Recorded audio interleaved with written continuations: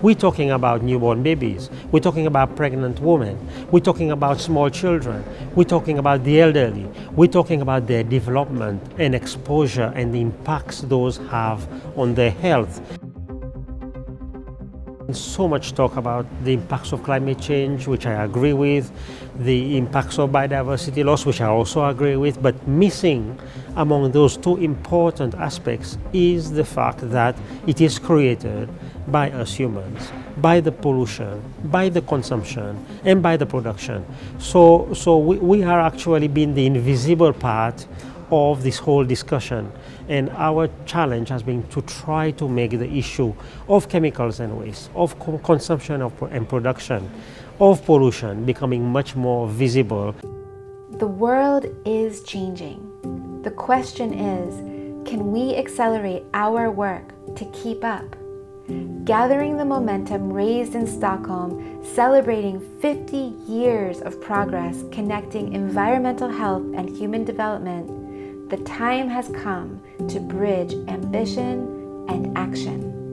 How can we accelerate that action in solidarity, collaboration and cooperation between all parties to the three conventions and deal seriously with the triple planetary crisis?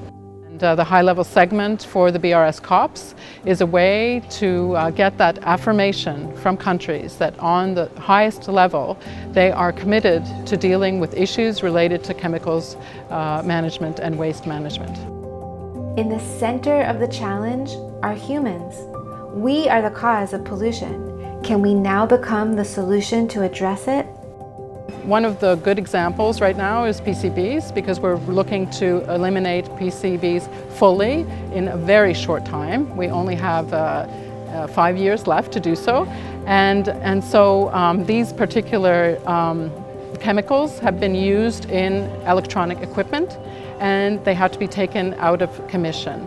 So the leakage of oils, incorrect treatment of the waste for this, it goes into water systems and soil systems, and then it goes through the food chain and ultimately comes into our human bodies.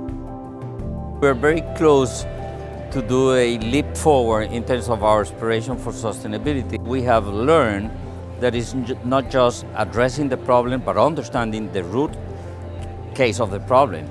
So a systemic problem needs a systemic approach. You cannot deal with Stockholm or Rotterdam or shipment of waste under Basel, but you really need to see it as different parts of the life cycle of those substances. And when thinking about implementing one, you can think about how the other ones can help you in achieving the objectives. National action plans need to be aligned better with these three conventions, and they can be aligned only if we don't address the problem in sectoral silos. Everybody's here. This is a game changer, and this is the right moment. Things are changing. We need to accelerate the change. So parties, when they come, I want them to negotiate, and that's why I invest a lot of time to create the perfect environment or near-perfect environment for them to be able to negotiate. I want them to sit on the table, put their needs on the table, put their issues on the table and negotiate. But negotiate to come out with an ambitious outcome, not with polarized outcome, because we will never achieve anything if everybody sits in their own corner and say, I'm not gonna move.